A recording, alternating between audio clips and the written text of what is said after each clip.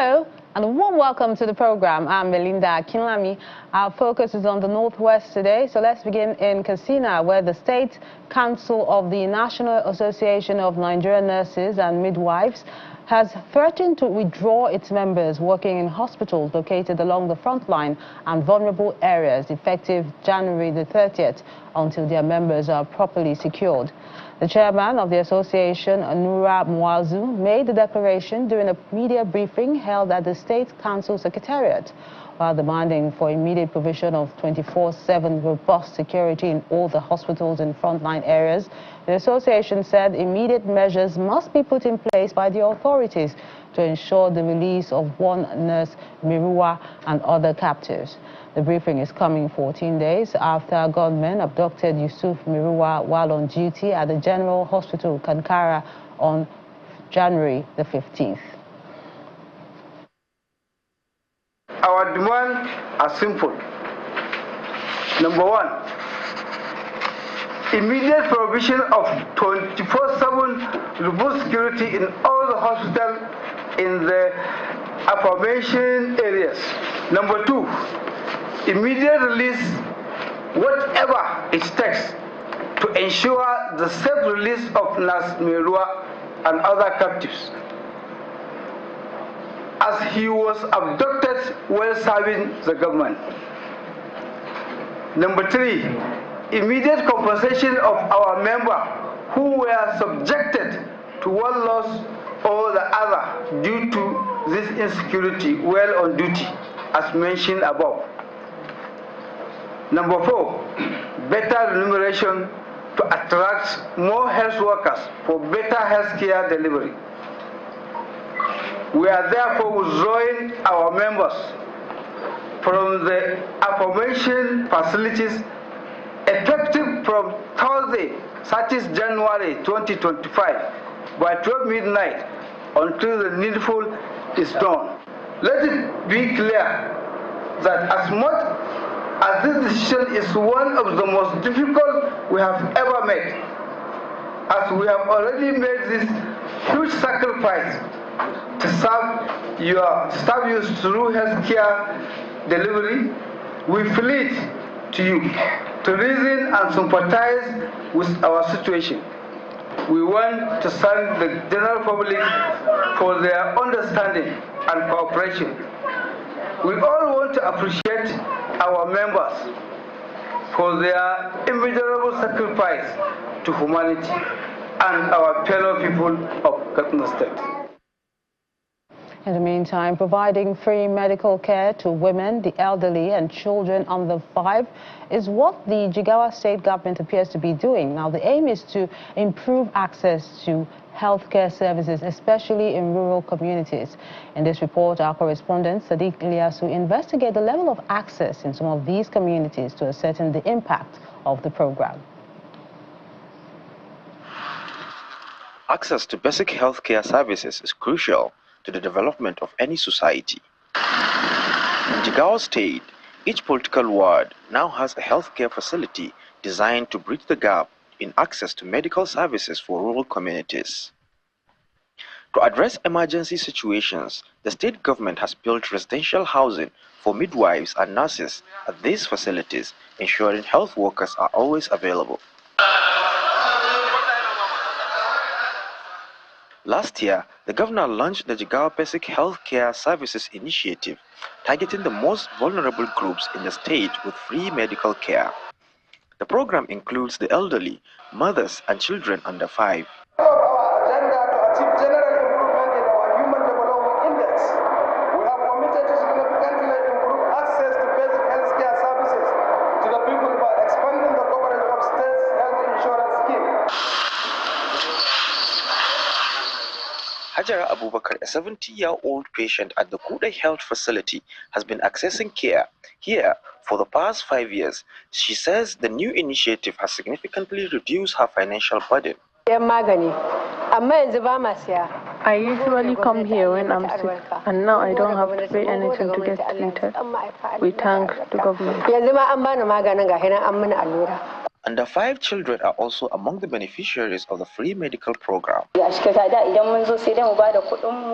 Then, if we don't have money, we will have to wait for a while to get the medicines. But now we are getting it for free. The Kude Health Facility has recorded a dramatic increase in patients from 370 to about 2,000 following the introduction of the program. 1,440 beneficiaries in Kude. Among them, there is old age, 4 and 4s, under 5, pregnant women, and sickle cell anemia. Before the program, we almost see 370 patients monthly, but now we are seeing 2,000, 3,000 monthly. A similar situation is observed at the Sequoia facility, where the community is benefiting from the free healthcare initiative. When any time you come to the clinic or the hospital, you will find the medications free, and the drugs and other equipments are all free. We are reporting per a month at least 1,500 plus. So due to the coming of this program, now we are reporting at least 3,300 plus. The Jigawa Basic Healthcare Services Initiative is bringing much needed relief to the most vulnerable populations and improving overall healthcare access in the state. Sadiq Ilyasu, Channels Television News. Still on health, but this time we move to Kebbi, where the state government has been asked to digitize its healthcare system to ensure effective service delivery. UNICEF Country Director Christian Mwante made the appeal during the PHC MOU closeout event and the official handing over of the Gavi project to the state government. This meeting marked the end of the Global Alliance for Vaccines and Immunization Gavi project in Kebbi State, following 3 years of successful implementation. Acknowledgement at The UNICEF Country Director, who's represented by the Gavi head of the Sokoto Field Office, Mr. Michael Juma, at the ceremony, commends the state government for increasing the state's health budget allocation from 7% to 10%. I've noted. He wants the Nigeria Governors Forum to integrate the achievements recorded in immunization and other healthcare projects into government policies to ensure the sustainability of the interventions. I would also want to ask the Excellency that as UNICEF, we would also be continuing to support the state in terms of solarization for approximately 15 PHCs in this year. But also we are going to expand the scope of renovation and rehabilitation of approximately 9 PHC in this year. According to the state government, immunization coverage in the state has improved from 77% to 96%, and Governor Nasser Idris is promising to sustain the Gavi intervention, first by absorbing the 309 volunteers who worked under the initiative into the civil service. It is worthy to mention that under this partnership, the immunization coverage has improved from 77% to 96%.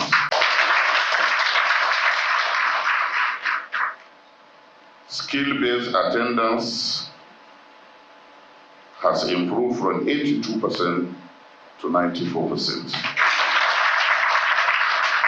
14 primary health cares have been equipped with solar system provision of 3 operational vehicles provision for 21 brand new motorcycles for improved monitoring, immunization, and development of 309 staff provide routine immunization in the underserved communities across Kebbi states. The UNICEF team also handed over 3 SUVs used during the intervention to the state governor for the State Ministry of Health.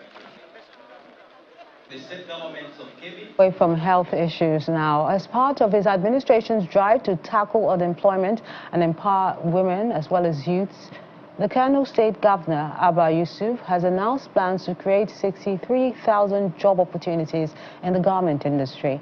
The governor disclosed this during the official reopening of the garment industry cluster in Kura local government area, a project initially established in 2011 but left dormant by the previous administration. The garment industry cluster, originally launched by former Governor Rabiu Kwankwaso, was designed to provide jobs and stimulate industrial growth in the state. After years of neglect, the present administration has revived the project with the goal of transforming Kano into a hub for garment production and employment. Today we celebrate not only the opening of the Kura garment industry, but equally to execute a new landmark for the beginning of new era for youth incubation in tailoring industry and the development of untapped economic opportunities. You are the future of our economy, and your success is vital to the overall development of Kano State. Governor Abba Yusuf reiterated his commitment to creating sustainable jobs for Kano youth and women, adding that the project will play a crucial role in reducing poverty and improving living standards across the state. As I said, we made these facilities in a sorry state. Many of the machines were stolen. Many were taken away and donated to individuals. The facilities became an eyesore. When I was going around the 44 local governments campaigning for our election, I pledged, and as captured in my blueprint, that if elected into power, by the grace of Allah subhanahu wa ta'ala, we are going to revive all the 44 garment industries. The revival of the garment industry cluster is expected not to only create employment, but also position Kano as a major player in the textile industry, fostering economic growth and development in the state. For security now, the Inspector General of Police, Kayode Betokun, has asked new constables across the country to understand that the responsibilities of policing requires the highest level of professionalism, integrity, adhering to the rule of law and operating procedures. He also charged them to show empathy and compassion towards the civilian population, especially the vulnerable group, while discharging their constitutional responsibilities of maintaining internal security. The IGP made this known during the passing out parade of constables from the police college in Kaduna State. The passing out parade of these constables from the police college marks the successful completion of their 6-month-long training in both field and academic exercises.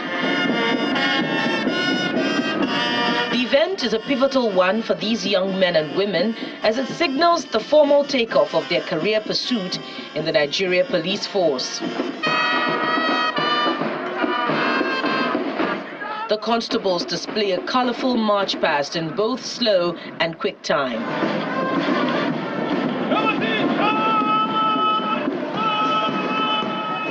Awards of recognition were also presented to those who distinguished themselves during the training. Of March 2000 in Benue State. The Inspector General of Police, Mr. Oluka Betokun, who is represented by the Assistant Inspector General of Police in charge of Zone 14, charges the graduating constables to show empathy towards the civilian population while discharging their constitutional duties. The successful completion of this recruit training and today's graduation ceremony mark a significant milestone and a major step forward for the federal government under the leadership of His Excellency President Bola Ahmed Tinubu, GCFR. This achievement demonstrates the government's commitment to strengthening the Nigeria police force by addressing the long-standing manpower deficit. The President's approval for the annual recruitment of 30,000 police constables over the next few years is expected to strengthen our internal security, enhance police performance, and promote optimal police service delivery nationwide. Governor Ubasani is also represented by his Commissioner for Internal Security and Home Affairs, who commends the efforts of the police as the lead agency in Nigeria's security management. Kaduna State is one of the main beneficiaries of the quality training provided to security personnel by this institution. The efforts of security agencies have led to great improvement in the security situation in Kaduna State. We cannot thank our security operatives enough for their sacrifices and patriotism. As these young men and women join their colleagues in the field, they are reminded of the importance of upholding the tenets of integrity, compassion, and patriotism while discharging their duties. Troops of 1st Brigade of the Joint Task Force Operation Fasanyama, in collaboration with operatives of the Department of State Services, have intercepted a cache of arms in Kara Namuda local government area of Zamfara State. In a statement by the coordinator, Joint Media Center of the operation, Lieutenant Colonel Abubakar Abdullahi, he says the troops launched a covert operation to track the suspects, resulting in a pursuit along the Kaura Namuda Zumi Road. The suspects are reported to have attempted to escape by diverting their vehicles into the bush, but were forced to abandon it after being engaged by the troops. Meanwhile, the commander of 1st Brigade, Nigerian Army Gusau, Brigadier General Timothy Oporum, described the notorious bandit leader, Bedo Turi, as a coward, saying he is on the run due to the relentless military operations in Zamfara State. He made the comments during the just concluded West African Social Activities event held in Gusau.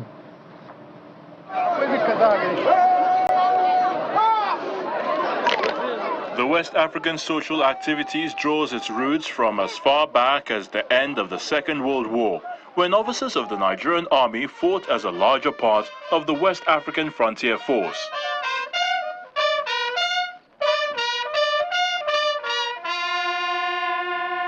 Dignitaries, including leaders of the Nigerian Air Force, paramilitary agencies, and representatives of the Zamfara state government have converged to felicitate with the Nigerian military.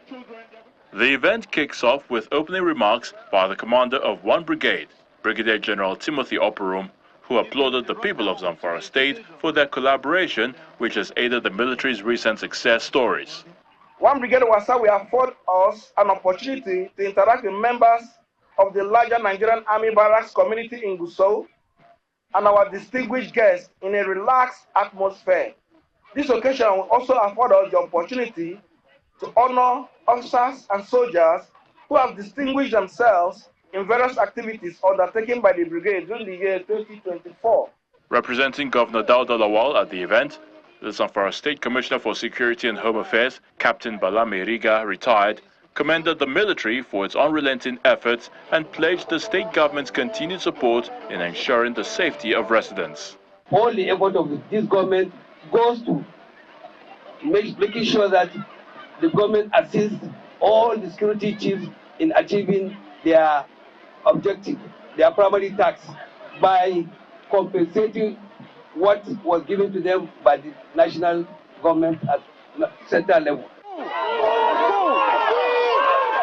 Speaking to newsmen after the event, the commander of 1 Brigade, Nigerian Army, Brigadier General Timothy Oporum, described the notorious bandit leader Bello Turji as a coward who is currently on the run due to military's relentless operations in Zamfara State. Bello Turji is a coward. He's a complete coward. When we went after him, he was nowhere. He was just sending his boys, and that was why he kept running. If he is as strong as he thinks, let him come out and face the Nigerian troops. I'm going to neutralize him and clear him completely, and there's no going back about it. While the annual ritual of the WASA program is to provide an opportunity for military personnel and their families to bond, the greater expectation is that the yearly ritual will be a veritable tool to build trust and improve civil-military relations that will aid the fight against insurgency and banditry in Nigeria's north. From security to education, about 2,000 primary school children in Katsina State have been enrolled into a digital learning program aimed at addressing foundational literacy and numeracy challenges. In this regard, a total of about 61 English and mathematics teachers drawn from nursery and junior primary school have been engaged and empowered through tailored training and tools. The one-year pilot program implemented during the first term of the 2024-2025 academic calendar targeted 5 public primary schools, all in the state capital. Recognizing the pressing need to improve learning outcomes and bridge the digital divide in education among public schools, the Katsina State Universal Basic Education Board, SUBEB, collaborates with AIDU, a global leader in education technology, to pilot a digital learning program aimed at improving digital literacy among primary school pupils. In this program, the pupils are allowed to manipulate and use Android phones using digital approach. Stakeholders say the program represents a groundbreaking effort to revolutionize public primary education through digital learning tools, which by extension increases adoption and enthusiasm among learners. I think it's a welcome development to the state. From the results received so far, these pilot schools that have received this type of instruction, there is boost in their enrollment, there is also boost in the learning pattern, and even the commitment of teachers has increased. So in fact, it has modified the entire pattern of teaching and learning within the shortest possible time of this pilot testing we have just conducted. With this IDO program, it improved the academic performance of our learners, and it also a better preparation for academic, for assessment and exams. Pilot schools under the initiative include Amado Kumasi Science Model Primary School, Gidado Primary School, Garuba Keita Memorial Primary School, Sani Model Primary School, and Debai Bayawa Primary School. The pilot program, which will run for a full year, aligns with Nigeria's national education priorities. I have big friends. That's because my students, they have they can identify the letters, the words and sound. It is expected that this initiative, if extended to the remaining 3,000 primary schools in the state, will no doubt go down well to stimulate the pupils' attendance and enrollment rates.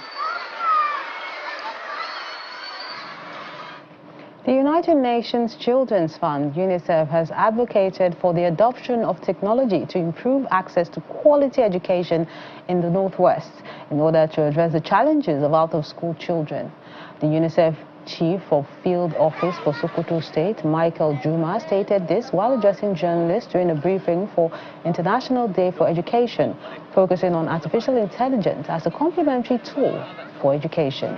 He said over 67,000 children who are out of school in Sokoto have been enrolled into the learning space, accessing quality education using the Nigeria Learning Passport, which is a digital technology.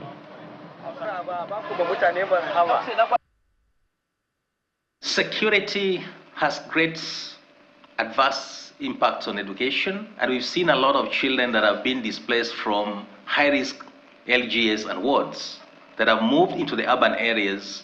Requiring access to education is quite challenging. But we've also worked with the state governments to ensure that we have what they call safer school procedures being implemented across the schools. The type of training that we offer to the teachers has got a component on cutting-edge digital technology, what we call education for technology. So the teachers would gain substantive knowledge to be in a position to adapt critical technology to help them roll out effective and quality education for children. And that's why we are saying that school-based teacher professional development, the curriculum that was developed, has a component specifically on IT. So the teachers are being trained, but also the students are also gaining substantive knowledge in terms of ICT. So the knowledge gained from the teachers as well as students complement in terms of enhancing access to digital technology. And that in itself has gained a lot of results where we see 67,000 students, especially in Sokoto, have access to Nigeria Learning Passport, which is purely digital technology.